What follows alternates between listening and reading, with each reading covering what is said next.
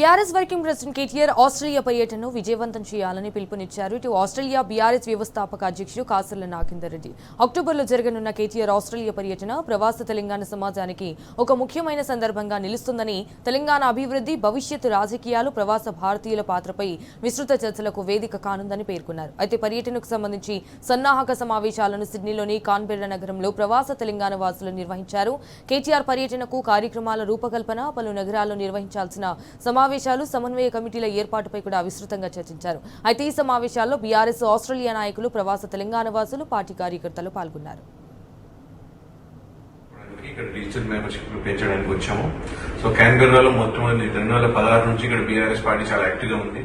BRS పార్టీలో ఇక్కడ సభ్యులే కాకుండా తెలంగాణ సంఘాలు అందరూ మాకు సహకరిస్తున్నారు. వాళ్ళందరికీ ప్రత్యేక కృతజ్ఞతలు తెలియజేసుకుంటున్నాం. ఇలాగే మీ సపోర్ట్ కంటిన్యూ చేయాలని, అలాగే రాబోయే రోజుల్లో ఇప్పుడు కేటీఆర్ గారు కూడా ఆస్ట్రేలియాకి వస్తున్నారు.